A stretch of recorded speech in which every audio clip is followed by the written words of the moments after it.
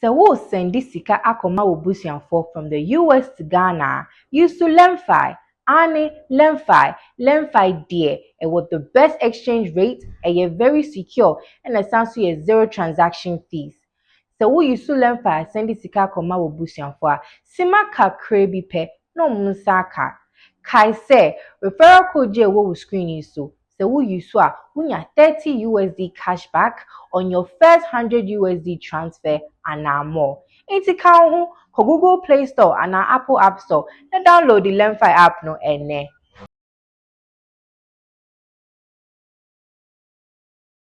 Enya progressively. En kono kakra. But say NDC aba. Say omo implement it, na so omo ka say progressively. Omo so say omo si school adan. Say omo si school adan na. And benya time because yeah, basi and the population no is over 32 million population in Ghana no. It say free SHS na say structures no anjina na say free no ba na just say obia onam kwan so a wanya anko school no oni na be sorry say on be so omko free SHS obia be konifie Volta region Ashanti obia ko na say omko a ohwe ehimfa and a free no boarding and I say a be one and some say free SHS in anu na ebedi ta free SHS na omukan oman ye ni ye free SHS na e wom no sisi ano enye sabi nye say ya meka say mini adwen mo adwen pa me so mo mba enye ba me time mu a anka menji ni say me kwa SHS because say na mama all breno Minjin says school fees, private schools, school fees 1,000 and above. No, you bet me everything. In a real sense, nothing is actually free. Oh, how? I feel like all this free education thing, like from the beginning, from the get-go, it was just an agenda to get someone something. What did I make an say? Like free education it didn't bring any help. Although sorry to say, people may feel safe, free education or something, but to me, it's just the normal thing. Even in a boarding house, be like free education. That means our accommodation should also be free. You get it? But then that's not what it is. You get it? You might be there, and then maybe your initial stuff that you sent would be like it's finished. My dad came back from the USA and we were all wondering how we're going to get a land with accessible roads, electricity, water, and also a land that is very, very affordable. Then we met our savior, Rome Villa Estate. When we came to the site of this estate, the land manager took us through all the necessary things we had to know about the estate. Then quickly, my dad agreed to get a plot. Finally, my family is free because of Rome Villa Estate. Yes, this estate is responsible for selling affordable litigation-free lands that have electricity, water, and accessible roads. I am so happy. My dad is still and the whole family is settled. Rome Villa Estate is located at Oyibi and is between Apollonia City and Ubuntu Estate. For more enquiries or information, contact 055-9087-000 or you can visit my social media handles by typing Nakiet the Poet. Yo, Abisiafo. Haji Awan Masati yesi abonte. Moshe background na munim say. You know what time it is, right? Aye, yesi abonte say dia na ye beje amount for adventure. Sabu say, yada sorry ye MPP abayani NDC o masa ka omu ho. Aye 2020 election see there. Amanyo semna na bekoso sa. Yada sorry ya NDC abay no almost say omunti ase MPP abay no sorry no mo ka say free SHS no mo no implement ya. Just say ayo mo topic omunti ase kura. Esan say 2015 no ansa na NDC abay no ebe free amamuo ni mu akono. Omo na implementing ye omo na show mo manifesto ni mu. Enti omunti ase say MPP abay no eje somebody nyina afawati ase. When you ati ase krom say ye be bisa say na NDC for enso eka na amanfo adwenkyere ne sen enti di machi na ka me ho na yankode amanfo enum kasa ene o ma adwen ka me ho. Hello ebusiafo medjuma no ene nsem bisa na yekoso we dey a very good one there pa and free SHS ba so amanfo kase bi mo say oh free SHS dey enkoye ebi mo say yesay wonwonan nyame adom we dey menya a product of free SHS and no abema e feel say ja NDC for say omonte ase say MPP for ka say omo no mo di free education by na de na there be ntine I wo krom me de say menya me young pretty lady bi wa ha say me bi say free SHS na amanfo ye hu choka no kwa et say na e so hello my dear, how are you? I'm good. What's your name? My name is Juanita Nakichuluweb. Oh, okay. We dey mpacho mindi salad and 19 no ye be ka twi why. Anyway, we go school. Okay, oh dear, don't worry. Reserve your school for me. But we go secondary school me boy. Oh, anyways. Okay. So you are a product of free SHS me boy. Pachan. Oh, okay. Free SHS. Now, is it truly say pass school no you free? How free is it? I want you to tell me something about it. Pachan free as in the aspect of omuma ye jiani free. Omuma ye baby about free. Don't make you free. And I enter school fees and so. By a theatre, and your bit say PTA dues. And no, any problem because I know I can't free SHS now. By enter school fees. But social private schools be any government dear. Ebia no school fees no high. Inti anka free SHS number anka mijidi say about 99% of the percentage of BEC candidates are much and uncommon school because many are from the poor homes like me say no and free SHS and buy me time more and come in the same SHS because said I'm mame or breno meaning they say school fees private schools school fees 1,000 and above no you bet me tia everything in the come in the same SHS into me casa free SHS no pa MPP for my idea, but say NDC for beba, not free SHS, number continue, they are fine. But say Ombechomudia, I will not agree with them. And Namekan. So into woman and now do kudos say or me implementing free education. Like ube yina yes say free education no why idea. Oh, nipa ya idea say yimu into why dear I was here I was here nyame kura shano because why idea wabua about 99% of Ghanaians BC candidates on where we wabua mama when your school fine especially in the rural areas be brave free SHS nkwa no munyaye inti anka omunya private school anka ojidi say anka omunya school nko anka high crime rate high teenage pregnancy because so power Ghana ha inti mebo na ba so say why ade so the free SHS eba Ghana by some Martin so say oh camouflage school no enye free sa say ukwa omoje yes prices na omoje na omo say free education no asenka omanye free education no krampa nkeye all I'm trying to say is that amount for are in the opinion say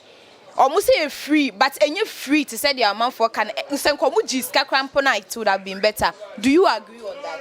No, I'll never agree on that because once I go school fees spend a problem. Okay. The obedi need the problem because on your baby obedi. It's the school fees spent on your free SHS now when your school fees near for provisions, bra. Now bedi abai minim sa abai jana make go school abai jana is very bad. Minim po say unim sa abayria na mbi mu kura nko rural areas na mbi mu ba nso a chefs ne headmasters for no omo fa aduane ko omo fie kodi na omo ama ya ase na enye na student for ye di ba free SHS until we expect say na don fa provisions and bro na answer na we hu say free dey be school fees pe and he has freed you of paying the school fees. Into was so done yamia say, oh, at least means your school fees, but PTA dues, then your yabama school na renovated dear was here to be. Senabaya Buama free SHS now cost through.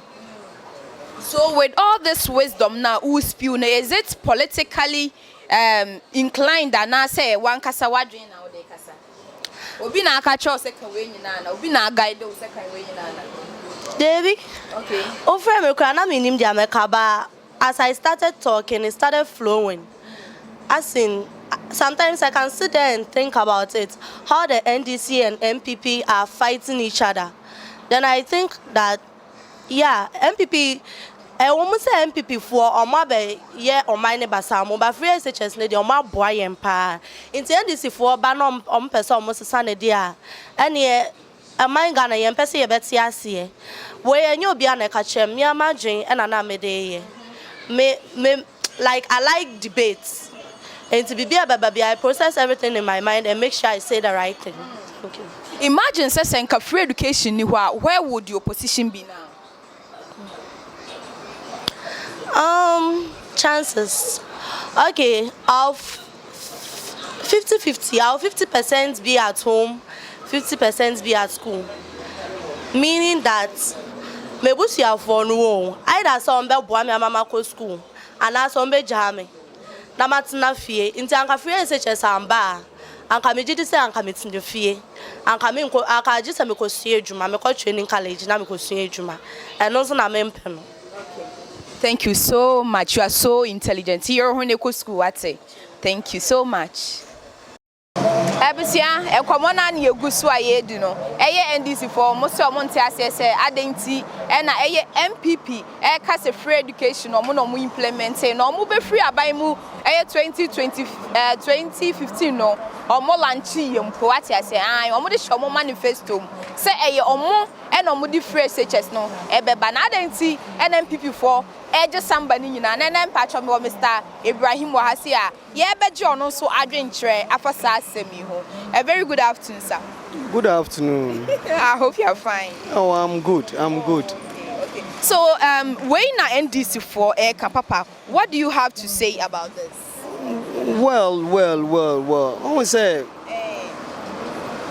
politics na omo ye no. Sabi omo kon school.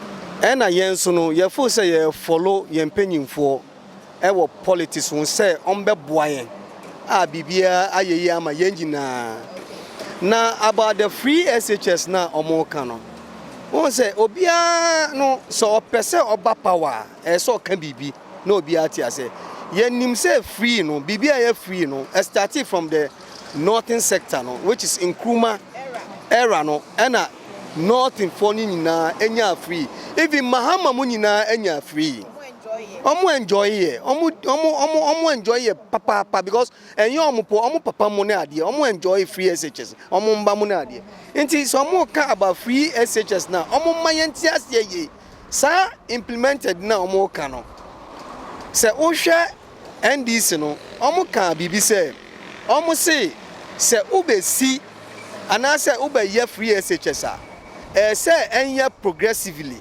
en kono kakra but say NDC aba say omo implement na so omo ka say progressively omo so say omo si school adan say omo si school adan na na ombenya time because o hwe yen a ye base and the population no is over 32 million population e kita Ghana no nti say free SHS na say structures no angina na say free no ba na che say obi a onam kwan so a wanya anko school no onyi na be sorry say on be so omko free SHS obi a be koni fie Volta region Ashanti obi akọ na say omko a o hwe ehimfa na free no boarding and I say ebi wo hen 2 MPP 4 na omka say omo implement to me no me can general me brashi obi and I say me can negative against obi omo nyina e ba kon dia me kan say omo nyina e ba kon say ukọ na say umiti omo tu na so omo ye debate ni wi a na echire no omo akotena ase no mo fufuo eni anam ankese no mo di omo sorry no mo room nsa na we afanika na we sa afanika say ba kwa mfa kan ba na we atina we mu na omukọ enti omo abegina ha na omo kikan sem say free SHS anu na ebedi akola akọ school just one term and I say a month no abefie na ye de na akọ you say yellow BB and the green whatever omo aye ni say yellow bu befie a green beko na se ba ne sa na se nkwala no ebe fie a sabi se awofo no ni sika se omde ombekọ se ayi yemfa ne se study classes anase bibia na che se akwala no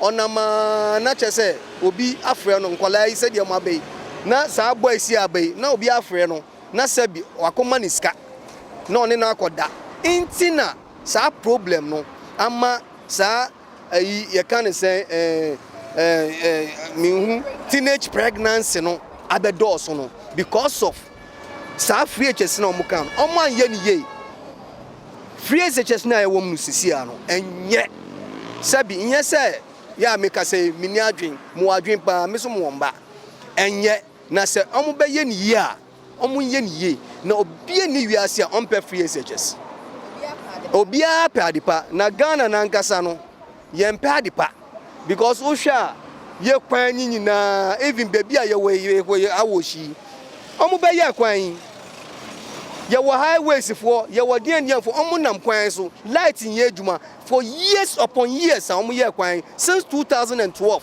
omo ye kwan light in ye adwuma up to date na sedian kofo ewu kwan so no na omo jimi ana say omo ye yenden yenyen kola enti de omo ka ba free SHS yen no na eye asem na nkasa no they should talk about a general talk na ya te ase for me no eno na so mpatcho me tie wa na o patcho say omo mienu na they are even fighting over free SHS no kra no enyo omo na start ya de na ye Dr. Nkrumah na start ye enti eye no kre Nkrumah no oye free SHS nothing part no na school no omo ko no free enti free no SHS I just want to know so omo kan say the free no omo chance say they are free because say ade ye free a nim say free enti kasa na omo ka no omo kan ye na ye nti ase me patcho me da ase for your submissions thank you so much for enkomo na ye gu so no me da ase say onya abotre na order so ehwe so welcome Mr. Kwejo thank you me ye guy say the metebrofu bia ma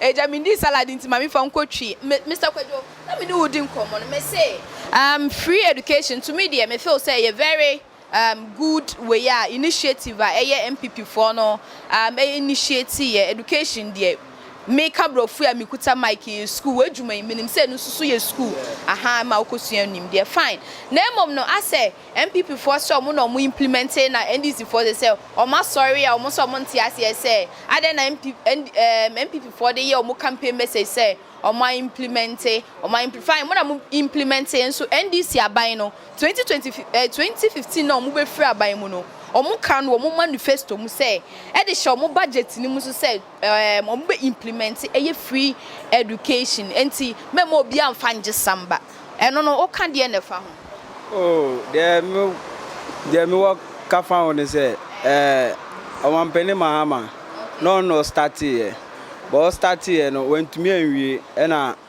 aban e den e free so e na do dan kwa Akufo-Addo no so obeye den ono so de be kan say ono so person anko ye ni free na den na se na be ya oman no be den e be ko enim enti wujutum say NDC for na start oman no mu start here omo start here mo ntumi anwie se abrabo no start kakra anse na be ko enim to omo start no mo anwie no say Akufo-Addo so e be tu aso ba se na ono se ono waye ma agina ba aka ne kakra nanka say anka schools ama esi no nanka omo finish sa schools no aka nwura mu no omo wi anka me feel say double track nanka ha adwe na be mu so ka say adenti na MPP for free education nko ana momoni da so na free education is it all amamu na is it all about free education ana denta ono omo ka say free education on na any policy or the buy na manfo bebre defend say on to me nye ba no no so gitumu say kwan so no wa promises obeye no obeye enu tuna bebre o man no that say so obi automatically say wanya hwe crime free Akufo-Addo kra wanya free education enu tuna your policy o mo bon the rule no but could they have done better more than that nanka so mo more than that but say share no man here ni ye ntina ma education no they say no education who go school po simple unni ska na akora no be fie na obekọ crisis a na say school no ama akora na akokra nke best na bibi da wakoma so apese o ka kira aban say de person ka kira aban say de adam person ka kira aban ni say no ye ba be to aba enche by December ye ba be to aba ada ye pese ye pe asundwe ye pe peace empe we aka me we aye ye pe peace se na be ya peace na Kwame Nkrumah digima ye no and that's why woman edini biem pacho me di kwadwo ya misha o ka se free awosh aha ye amplified house amplified house oh okay ya misha opa tia enkomodidie na chese ye nam kroma ye gye no ye gye mpanimfo adwen no na ye gye nkwala enso so adwen enti wo hwa e ma ne nya se oh adentina mo ne nkwala nso kasa sesi akora bia ni wiase o se musi krom mo politicians na ni mpanimfo no musi krom na mo ne nkwala ne kasa mo behu se eniema asesa things are changing anyway se me ka nkra ana me ka youth a enye demeaning ba me patrol say omo a ye hu omo so they are lower in their age no wo dem me ne ba konkasa na tie asema obeka about the whole conversation. My dear, how are you?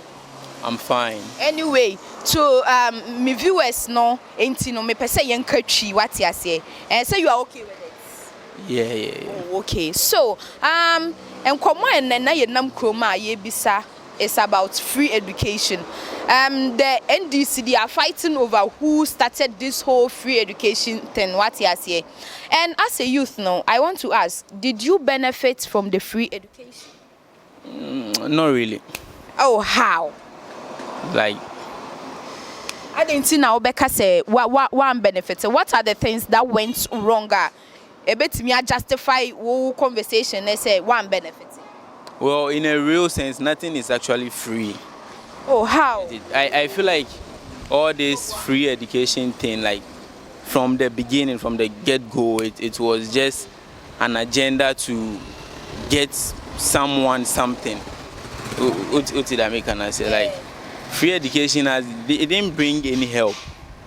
Although, sorry to say, people may feel safe free education was something, but to me, it's just the normal thing. Because back then in school, see, free education, like education was free, but it didn't sound as if it was free. You get it? Because sometimes you like you even have to like there's just a whole lot. You get, like I just lost my train of thought right now. But then the thing is, back then in school, right? Sometimes we are asked to bring our own like stuff, you get it, and then even in a boarding house, be like free education. That means our accommodation should also be free, you get it. But then that's not what it is, you get it. You might be there and then maybe your initial stuff that you sent would be like it's finished. You need to get some. I will say baby. But then school feeding crowd or I'm on and off. You get it? That's like, how is this free? So metier wa person now try say free education no. The name free no just a camouflage. No, it's an agenda. It's an agenda that they are pushing. You understand? It's I said how do I say this? It's like free education is like I don't know how to put it. I say almost share that can say free, but not free in disguise. It's like a Trojan horse, right? Okay. And then behind the scenes, it's not actually free. Okay. It's not actually free. It's just an agenda to put someone up there, like someone wants the power, so it feels like, okay, I buy the people's attention with free education because this country needs free education. We actually don't need free education, right? With free education, I can say that I was in class with a lot of people. I met a lot of people back then when I was in school. Like, free education didn't motivate some of us to, you get it. I'm not saying me, but then some of my friends. Free education, cry in a back here free, mini akaseni cafe at the end, you get it. But it's not actually free. I'm not from Boo, are they free? Yeah, that's what I'm trying to say. Free is not actually free. There is always a price to pay for it. You get it? Yeah. And see, a bar say a free, no. A woman said, no, Oma to didn't say free, but looking and you free. No. You've actually paid for everything. Yeah, in a way, if you don't pay by money, you pay by something. There is always a price to pay. So it's a price to pay. That's the thing. So there was no benefit in it. Benefits? Well, I'd say, I mean, it's not actually all that bad. It's like there were little benefits, but then I think if the government wants to make education free, he could actually up his game, right, by implementing some better ways, a better system of making things actually free, because this thing is not something I'll call free. Yeah. So you do not agree when they say it was free? No.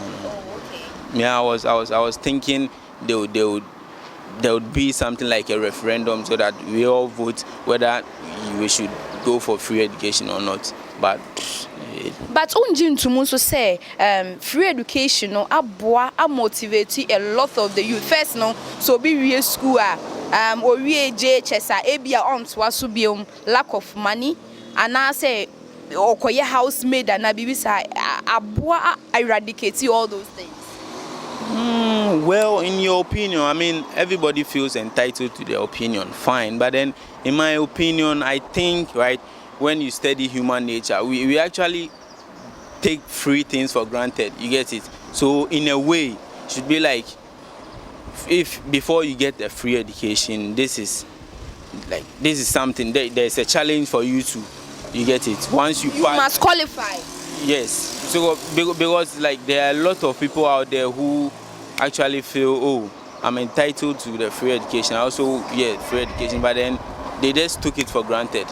I know people, but then it's just up to me. I can't mention anybody's name. Yes. So free is actually not free. That's what I can say. Then in your speech, then we the citizens, we are part to blame, as the government has tried, though there are loopholes in the free education stuff, then right, that is on their part. That's the government's and the shortcoming, no. And on our part, we didn't respect this whole idea of free education. Is that what you are trying to say?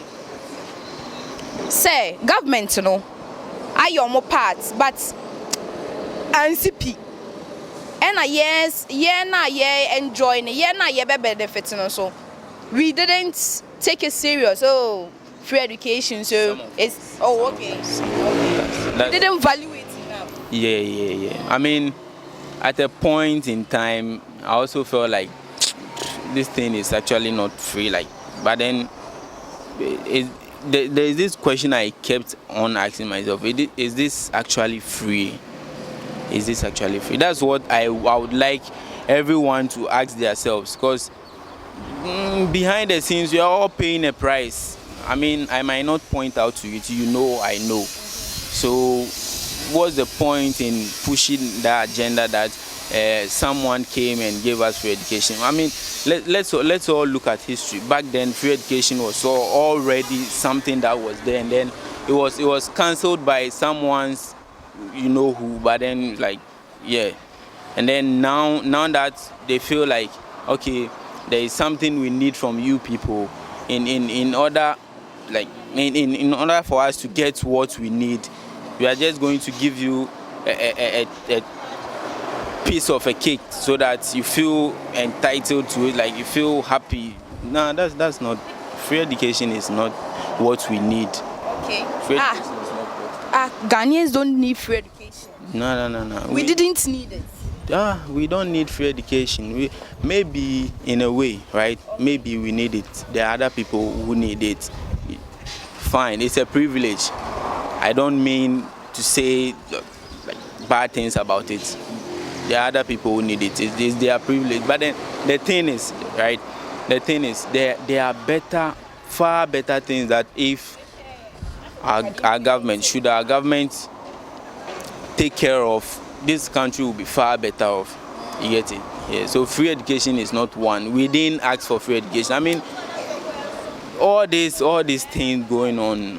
Sometimes I feel like maybe I should get a one-on-one conversation with, I mean, whoever comes out, like, so that, I mean, they should also listen to our thoughts. You get it? We didn't need free education. There are better things. People are crying for jobs. People are dead. Like blah blah blah. When you come to my place down at Dansoma, there is this sanitation problem, drainage system, everything bad. But the economy itself is somewhat sick, and people are focusing on free education. That's not what we need. Come on, Ghanaians, let's wake up. Like, free education is not what we need.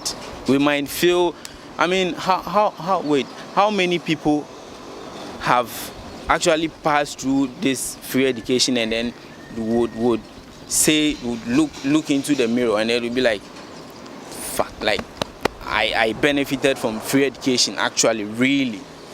I mean, the free education is there, but is that what you need? Ask yourself, as a Ghanaian, is that what you need? You get it?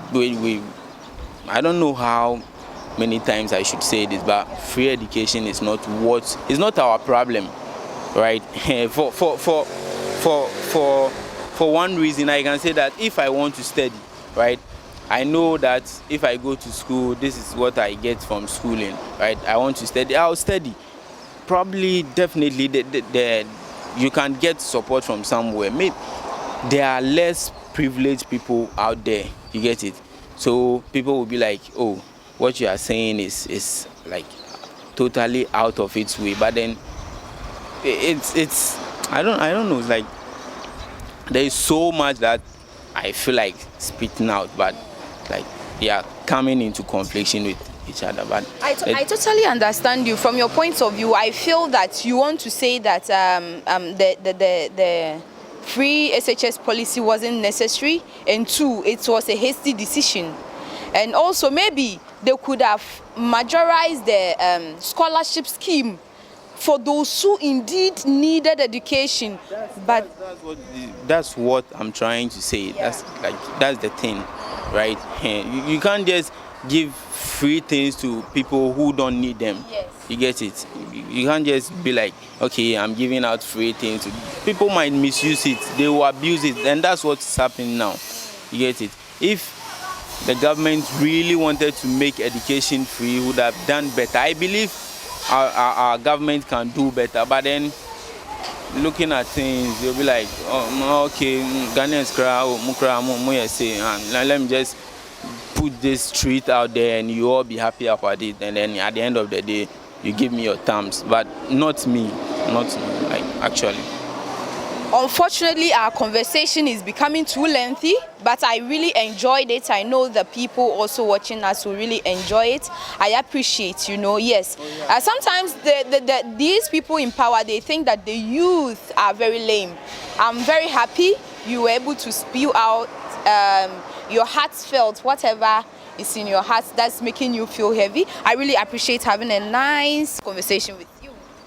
I hope you have... And the name again? Or you want to reserve your name? No, my name is Christian. Christian? Okay, thank you so much. A beneficiary of the free SHS, right?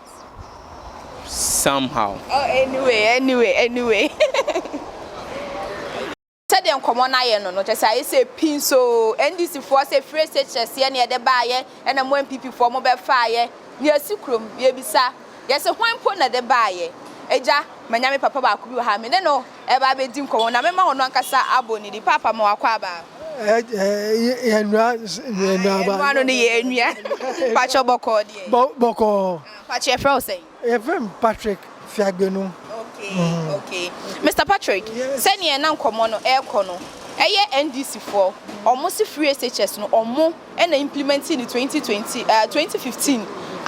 ma omo launch ye kra na Fofia Antoata na omu free aban nim e na MPP for ebe fa ya omu implement ye enti se ene MPP for e de je omu ho samrane a de wo Kaiser no mfa ma Kaiser omu nyi omu aye ansa na omu osamba bi a omu age oni andisi for ya adwe. Oh, me no adwe. Sense say yeah, first president, Dr. Kwame Nkrumah, or the free education by free north, ne buy no catch us say free education no, so be starting no, say yaw beba obesi school down Kwame beba abebe school down Adwa beba abe school down say ye ni nya yeah almost starting afi that is it. Yeah. To next year asana or member top. Yes.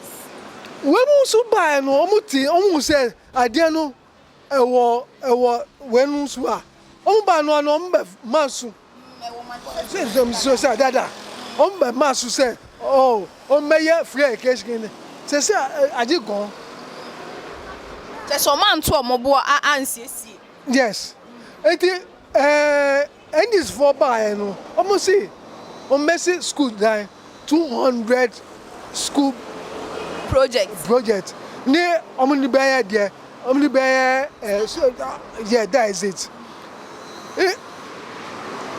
A tour any nyama no mu tour ya tour aba ma omu buy no hwe koso hwe ye bros mama yeah eti owo offense owo enuem ninya omo anya hwie Omo ignore e blocks na eye John Mama see no esim eti what is asam me kwabo me ti ase eye wa hometi. ah yes obesi ubai okay fuasu this youth no school boys when omo anya school no ma akọ who buy no onya hwe up now duma ben who say why school free education vie me why Just a free education man anya ni. onya niye obi be ko green obi ko be red yellow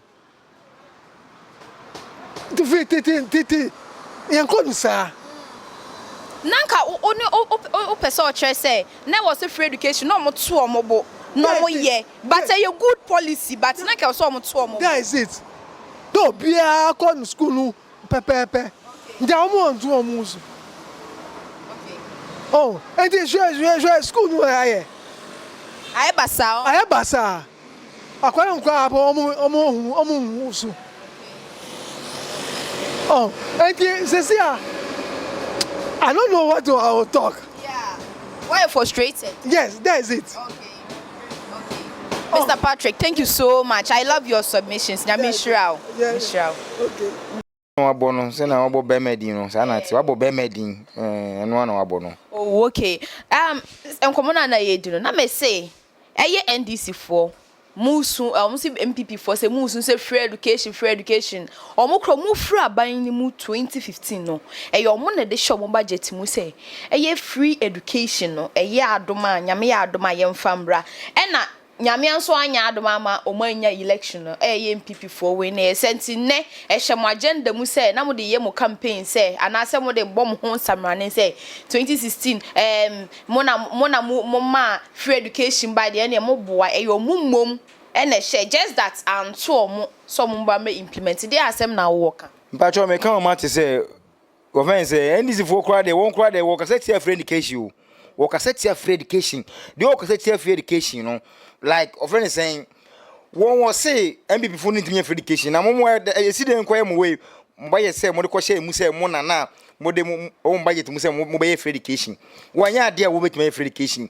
nti wo say MPP for ntimi nye nti na ntimi nye no be say na obi so ntimi nye party 2 ni na no mo time ho a mo hu say empra ba ko na mo twa ye hu say empra ba ko na mo twe hu say oba na oda mo ntem hu say wan ne beda nti mo ma mo ni nda honom NDC for ma me kama mo nche hu say free education MPP for na de bo ba ye say wo friend say won no obe free education na mo say NDC MPP for ntimi nye nti no NDC for no mo so mo afere makofa ba se mo de mo ba mo betima ye de a ene nania o se o ye otrofo we be ewe no ene se o so ye otrofo ndi na that me say mo ko different way channel so Nti woni omo nya adwen se omo na ehihye se free education no embra. O there be no nya adwen won enye won no hye MPP na hye o ma de ama obi ase no wontimi nya no obetima ye wontimi ye no obetima ye MPP de won no ka free education obetima ye and then this fo mo ya we say and this fo se MPP fo se obetima ye won ntama MPP fo no so no wo se obetima ye ntino wo be se won university so free nti I hope say nyame adom na ba me aba o ba ni free amam wo se mo fa sia ne mam sia nde we be ma no wate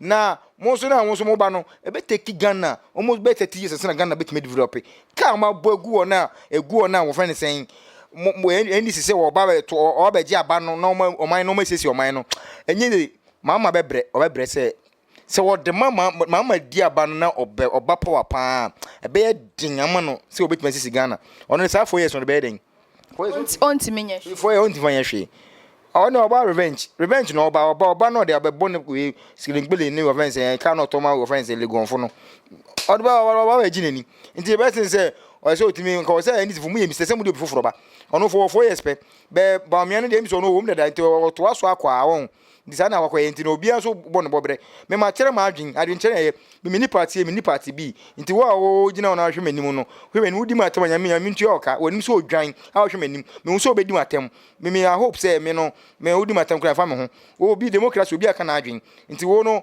wo so wetima ya beye na MPP fo no so no offense mo so mo mani nya din e me hu say abato na babeto no muntie na musebu nto ma adwen mu abato na babeto no se MPP wiase na to ma NDC kra na MPP befa opa for suru backup from market on the wall MPP befa ebe den ya vote ya ma party bi na party bi nso afa what bi da se NDC fu be o ma adwen se wo koto aba no won be pre won o ma koto double vote obi betu ya go say o to etia na na Akufo aba mia no da wo si wo be say we so no wa to bo say obati ni wa to mienu nti wonya nto boase no to se ma no beto ma na won to nko se ba me no beto ma na won to nko nti wo mo pre wo ho na manfo MPP fu na won so ma se mo nto aba no obi like openyi a mo mpe nti mu na mo nto aba no wati na mu humu yimbobre e say one mo wada no we opamapinya da no say na mo ko page mo bi papa nti wo page mo bi papa no we enam say about nti na mai say no akwala akora na o keka fun nkwala ngetengetin ntimi yes we di mpemfo atem aya mo hwe mo ka say pemfo no wodi enim no wo sen obi sen wan ya akora na nyize otimi wo obi ma obi timi wo fi wiase wo say wanya du obi asa papa Akufo-Addo na adu anka ka okra be bless wanya du bi a Mahama nso adu na anka be bless enye izi say when say aba na sa nti na mo nso obi aka na adwe no o man ne de kwa na ekọ enim the amount of dollar so and first na size 1 they say o size 9 o ko enim cement bag wato ne sen say o ko enim untimi nka say o be share la course na o share fitomo frase mo fu de nyinda o ko enim na so ko enim if more less divide if less more divide sana akọ mathematics on status okay ya te why MPP for that was why so why campaign mo oh me campaign mo MPP me nyam campaign this year enti no when say o man na question na bisa me say free education no na ma me say MPP fu na de baaye o kasa setimu amuni me ye me kasa setimu amuni enti NDC fu amhwe me wo de mu abufu hye wo mu a nyam ntua oka wo de papa hye wo mu nso a nyam nhira wo enti me de me no asempa na meka they don ye that's why so bobra pa So we'll send this sika akoma obusianfo from the US to Ghana used to Lemfi. Ani Lemfi dear and with the best exchange rate and you're very secure and it sounds to 0 transaction fees. So we used to Lemfi send this sika akoma obusianfo. Sima kakre bi pe no munsaka.